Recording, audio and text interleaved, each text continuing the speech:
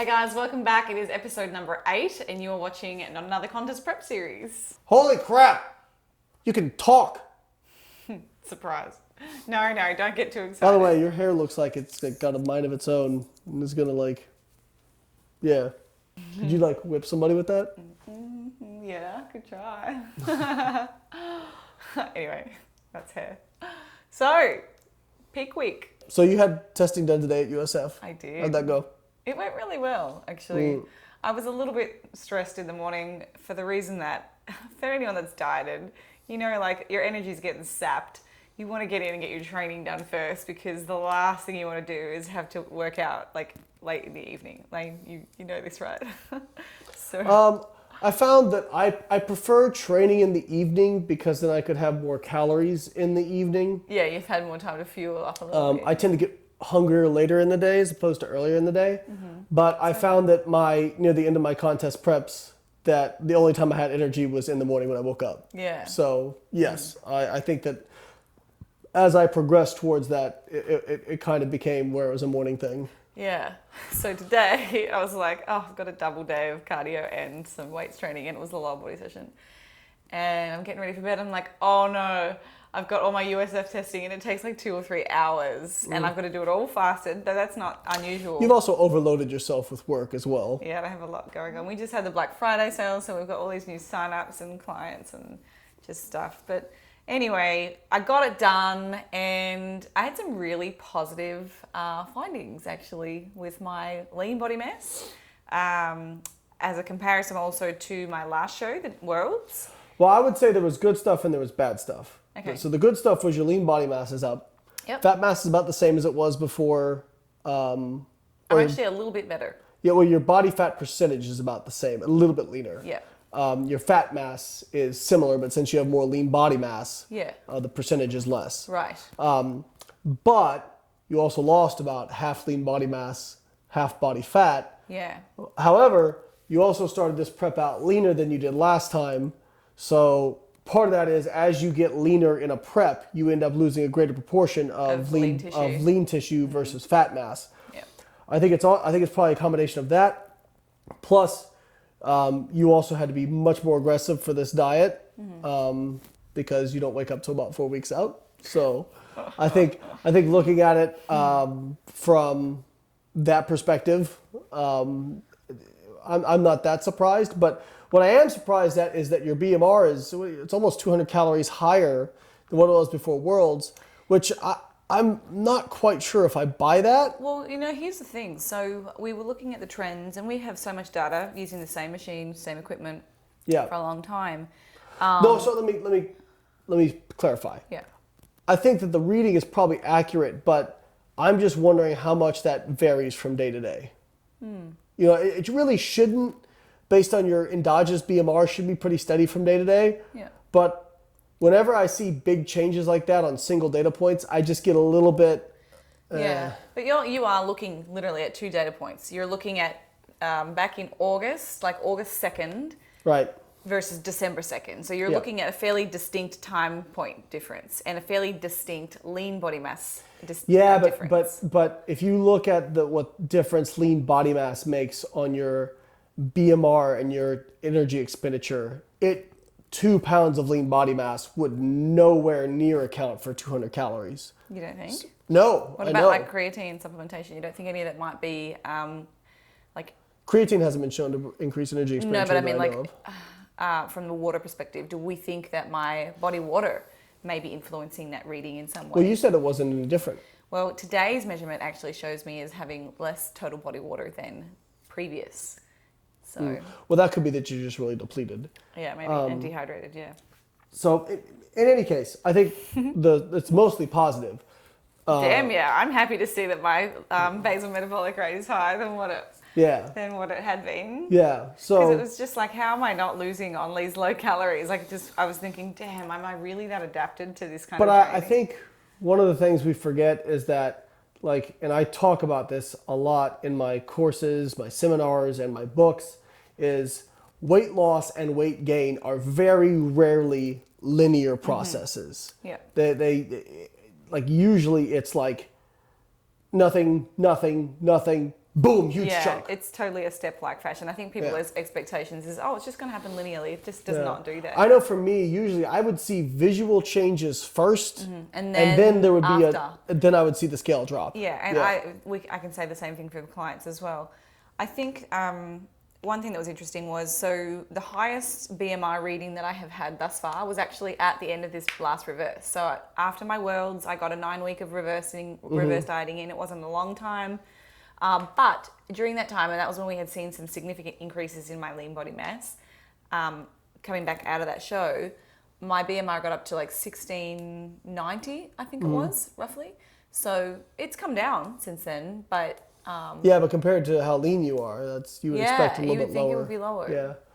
No, I mean it's overall good. It's so hard to tell with just isolated data points. Yeah, I'm so excited to see like the last 18 months. So we all sat down today. I was with Dr. Sam Buckner, Dr. Bill Campbell, James Longstrom. He's just graduated from USF with a master's exercise science. Team BioLane coach. Yeah, a lot of BioLane coaching here, and another gentleman who's been helping out for the entire process, Brian Waddell. So he's one of the students at USF, and I think he graduates next May, he was telling me. So he's almost done. He was my beer pong partner last Halloween. Oh, really? Yeah. We did really well. We won 5 games in a row. I feel like it's just a talent for men to be good at beer pong. Well, obviously not, because we beat 5 other motherfuckers. Oh, okay. Okay, specifically you guys. But yeah, we were just sitting down chatting and talking about it. And even for Dr. Buckner, he said that I'm the first person that he's ever scanned more than 2 times. So we've done 6 muscle thickness testing. Yeah. So that'll be the first time in literature that anyone has ever done that. So that's really cool. And that'll be able to confirm all of those, changes that we're seeing with my the A mode ultrasound and the skin caliper testing and stuff. So, yeah, I can't wait to see the actual graphs when we put it together. So, anyway, that's really cool. So that had that cool today. Story, bro. Sorry, well, it's cool to me. It is cool. It's just nice to see like. I just cool, like bro. that meme.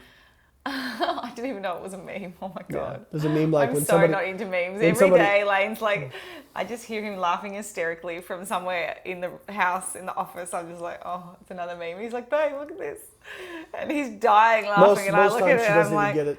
well, I think there's such a difference in the humor from US to Australia. Like, there's so many references of like people that I have no clue who they are. Like footballers, baseballers, like famous Americans. I'm like, oh, I have no idea who that is. I wish I did, because then I'd be able to laugh with you, but I'm like, oh, it's not funny. Anywho, so peak week is coming up. You are 5 days out from your show. I am. Are you starting to see the light at the end of the tunnel? I am. I'm very excited. I feel better knowing that I am as lean. I was actually very concerned. Just the last couple of days, I've seen some big changes. Well, I told you that I thought you were pretty much there. Oh, I didn't. I just thought you were giving me the sympathy vote, honestly. You know what's funny? So just ironic side note, people on YouTube think that I'm like really hard on you. Oh, really? If they saw inside the walls of the house, well, they would find that is not the case. No, I think you're a generally pretty reasonable person. And you'll tell me. Who's the mean one out of the two of us? I'm generally the hard ass. Yeah, Lane, you soften things a lot more. Yes. No, but I do tell you straight when it comes to that. Oh, I honestly thought you were just giving me a sympathy vote on the other. I think I asked you Friday. I was like, do you think I'm going to be ready? And you said, yeah, you've got a few days left. I was like, oh shit. Well, if I'd never seen it before, I would have said no. But I've just seen you be in this place before and somehow fucking pull it all together in the last 2 weeks. I just need to get in the zone, you know me. I wish I had your genetics, because for me to sorry, you also work really, really hard, but yeah, it was definitely I would not be able to cram like you at the end for a show. I would just get so my legs would just disappear. Oh, mine are pretty heavy today, I must say. I was walking with the kettlebell today, and I was like, people are probably looking at me wondering, what is this girl doing? I was so slow. So we're going to try something a little bit different for peak week, Yeah, we are. based on your feedback. I think that well, now that I've looked at it, I think it's probably pretty reasonable. But do you want to tell everybody about what you've decided to do? Yeah, we can. Did you want to quickly run over last week? Oh, yeah, sure. Yeah. All right. Well, real quick, because we're combining these two videos together. So last week, I literally booked myself a hotel for 6 days, I think, so that I could focus. I was like, I just need to have not a single damn distraction. I don't want any interruptions. I need to be able to eat this at this time. And it worked like a friggin' charm. So I had a hotel right next to where the gym was. Literally, there was no travel time. I just got up, did everything that I needed to, and I just had the perfect week. Came out and met Lane and the kids a couple times. So I still got to see them. But yeah, that really helped. So 100% compliance to everything, and my weight just went, whoo, which was good. So yeah, that was last week. I just had a great time. I got to kind of time all my workouts and everything, and yeah, and now here we are. So peak week will be good. Should we look at the spreadsheet for peak week, or do you want to talk about it? Yeah, we can look at the spreadsheet. Yes, we can look at the spreadsheet. And I think we should probably also point out like some of the key things that are like relevant to a peak week approach. Specifically in my case, there's so many variations. Well, we don't want to turn this into a 87-minute video. No, but we'll talk about specifically for me. There are so many options, and we talk about this in our podcast as well, different options. But let's go for what I'm doing this week based on my introduction into peak week. Hey guys, thank you so much for watching this video. If you'd like to learn more about this, why don't you check out our books online at the Buy a Lane store. Links are in the description below. All right, that's enough of that. Back to the video. All right, so here is last week's progress. So Monday through Monday, the 25th through to Sunday the 1st. You can see my weight kind of started the week at 62 and trended down to 61.3. Where were you this morning? This morning when I went to USF, I was 61.8. Okay. Yeah, and 61.7 yesterday. So yeah, that was my weekly average. Yeah, that's really it. As for peak week, let's go and have a look. Okay, so this is the plan. So today is Tuesday. These are my targets for today. So 150 protein. I haven't made any adjustments to today. Today's kind of like my final day of cutting, I guess. Getting the last little squeeze out of the fat tissues. Yeah. So yeah, tomorrow will be my first. I'm just squeezing your fat tissue out. Oh, do you know I have a little baby ultrasound of my shoulder today? Side rant. I have 2 centimeters thickness muscle through here on my medial, on this side actually. What are they? Is that like good? Like that's crazy. Yeah, well, it makes sense. Yeah, it looks cool. When she got bigger delts than Lane. I wonder what yours is. Fuck off. I would love to know. You hear this shit, Chino? I would love to know anyone, but you're like my significant other. I would just love to know what yours are. What? So you could be like, oh, your delts are only a centimeter and a half. Oh, it would be fun to compare. Oh, dude, that's like saying that'd be like you going, oh, you're a squat or you're a deadlift. Clearly, I'm not. You're a chick. Okay. So, peak week. We're going to start with so there are a couple of different protocols that you can do, I guess, like a front load, you can do a back load. I've done back loads the last 2 shows. Yeah, and keep in mind, though, that you were actually consuming FODMAPs and that's why your GI... Yeah, so we went back and had a look at the photos, and I just said to Lane, even from Worlds, I was like, I'm so disappointed with how I looked. Like, I didn't have any definition in my abs. It was literally like a flat... I don't know. It was like a pancake, and I just said like I was so Why did lean. you touch my chest and refer to? Are you saying I have pancake pecs? Oh no, I just had. It was just there to touch. That's more like a washboard. Oh, now you're really trying to make up for the delt comment. See, I'm trying. Yeah, that was good. So yeah, I took a look back over my food choices.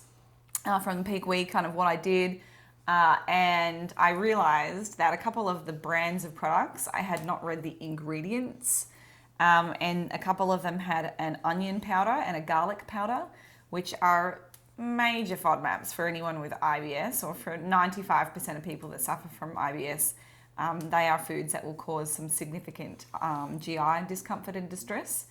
And I was also having mushrooms. I don't know why I put mushrooms And not the good kind of mushrooms either. No, they would be cool, the psychedelic kind. Yeah, I can't say I've ever had mushrooms. That'd be hilarious to watch you like flipping out I on know, just stage, like, I don't know. especially with all the lights and stuff they have. I wonder what would happen anyway. That's so weird. Like, my head would look like a big old probably pizza or something. And, Yeah, I just, like, just see food. charge off. It'd be like food in the audience. So yeah, anyway, the foods that I was having were FODMAPs. And I was like, well, no wonder my stomach felt so crap on those last couple of days. And I really thought I had planned it out well, but just one mistake, just, you know, in the stress of that awful situation in Bahamas with the food, and like, it was just... Well, what I said to you this time was like, don't expect, even in like going up to Atlantic City, I said, get I'm all your packing stuff everything. that you need now. Yes, well, except for fresh produce, I can't do that. Yeah. But I've made But I mean, some like your meals. glucose syrup and all that kind of stuff. Yeah, so I looked terrible because of the IBS. So, and this, I also thought that I probably looked a little bit flat. So yeah, this time we're going to be a little bit more aggressive earlier on. So you can see here, starting my high day on Wednesday, I'm going to go up to double my current intake, so 50% increase in carbs. No changes to protein or fats, don't need to. Since carbohydrate is primarily what is going to fill out your muscle glycogen tissue. Fat has a role as well, but not to the point, or not anywhere near as important a role as carbohydrate. Then Thursday, we're going to take things up, and I guess keep in mind, we'll be looking at my physique in the morning. Yeah, with these numbers subject to change. And then I probably should put 240 a range in here. and 30 grams of fat. Alright, so you'd be having like Fruit Loops. Yeah, I'm gonna have rice bubbles and cornflakes. Yeah, and bread. Yum, and rice. So yeah, we'll take up it a little bit higher on Thursday. I'll have a look how I'm, feeling out on Friday morning. I still be doing a couple of little light workouts on Thursday and Friday, so we'll just kind of see how I'm starting to feel out. And I would prefer to do a slightly less aggressive day on show day, just from the fact that last time we went up to, I think, let me scroll over and see what I did compared to last time. I had 250 on show day last time. Yeah, but keep in mind, again, you were having FODMAPs. And so I was that's having probably FODMAPs. why your GI didn't feel that good. But we can, obviously you're having more of the days leading up. Yeah. So we'll watch what's happening on show day, adjust accordingly. Yeah, so that's the plan. The big thing you've got to do that you don't do really well is you've got to keep your fluid intake up as the show approaches. Yes. Because you cut it down unintentionally because you're not consuming as many diet drinks. Right, so that was the other thing we talked about. And you're more so flat. And you're more satiated because you're consuming more carbohydrate, so you end up not drinking as much. Because right now you drink so many diet sodas because they help with your hunger. Yeah, for those of you who don't know, my average soda consumption is probably about, I'm going to say, 2 liters a day of soda. And cue the artificial sweeteners. Soda or like a diet, like non-carbonated, like a Monster Hydro or something like that, or a Powerade Zero. That kind of makes up majority of my fluid intake. And then I have a lot of coffee, just plain coffee, and then like liquids, creamer, that kind of stuff. So yes, I really have to make a concerted effort to... But what about your gut microbiota? I'm not... My approach is just on Friday this year. So on Friday, so in 3 days' time, that's when I'm taking out my soda, so no carbonation, and I'll just stick to water on Friday. But yes, I have to make an effort because I know that I was flat, dehydrated, and I just wasn't keeping on top of my fluids. Yeah, and that's what's going to make your muscle look full. Exactly. You want it to pop and draw that, when you're having carbohydrate, you want some fluid to pull in. Yeah, if you don't have any fluid to pull into the muscle, then the point of carb loading isn't going to do a whole lot. Exactly. So that's probably why I looked just hard and flat. So that's the approach this year. Nothing crazy. Fluid's not really changing. I'll just keep it kind of consistent, 3 liters, 3.5 liters, which is about normal for me. And then my sodium won't really change at all. We might drop it down a little bit on Friday perhaps, and then we'll have a look at my actual show day program. So here it is. Starting at my show's not until, the show doesn't actually start until 5:30 in the afternoon. It's just one. Well, then these are going to be adjusted because this isn't 30 minutes before then. That says 30 minutes before stage at 4:30. Oh, I have no idea what time I'm going to be on stage. Remember last time when we were in Miami, it was like, Yeah, no, I think it's probably going to be a while. This might be. Because there's an amateur portion of this too, right? There is. No, well, this is a pro show, but I think there are amateurs. I haven't seen an actual... Well, that's what we have to look at. So this is all subject to change. This is subject to change. But anyway, point of the matter is... going in aggressive with my first carbohydrate meal just to give it time to digest, move into the spaces it's meant to move to. And then, again, as I said, we'll probably play it by ear or play it by eyesight, to be honest, on the day. But I'm estimating eating with your eyeballs. I'm just listening for the muscle glycogen. Listening you know, there was a coach for a very popular prep team. He later got this found out on him. What? But, like, he would tell the girls... not to the night before that he needed to come look at them, but it would be after they got their tan. So don't put your suit on because we don't want to ruin your tan. So he basically asked them to be naked, and then he would touch them and be like, well, I have to feel for the water. Yeah, actual legit thing. What a creeper. Oh yeah. So strange. So yeah, that's it. And thousands of y'all hired him, or he was actually the husband, or now ex-husband of the person who ran the team. Oh, I'm glad I'm not on that team. Solid ethics. So yeah, the meal closest to or 2 hours out from my actual time being on stage will be my high sodium meal. So I'm probably just going to get some little salt shakers and do a bit of but I do choose really salty foods on show day, or like, I don't know, lunch meats is primarily what I need to go for. But you have to be careful and look at the labels, because a lot of these meat products... they can have onion stuff in them. Or like celery salts, onion salts, various other things. So you really have to find like a kind of untouched, unprocessed food. So I'll probably grill up some chicken and do a bit of my own salting, or just try and find a natural packaged meat product once I get up there, just to make sure. So... yeah. Cool. That's it. That's it, folks. Well, guys, make sure... Well, actually, this video is going to come out after the show. It will. So, Tuesday after. We're going to be in New Jersey eating all the good food. So I was going to say, follow her show along at Holly T. Baxter on Instagram, but obviously this will be after that. But follow her anyway. Like the video. Subscribe to the channel. You guys know the drill. Go buy some of our high-quality products. And we will catch you on the flip side. Thanks for watching.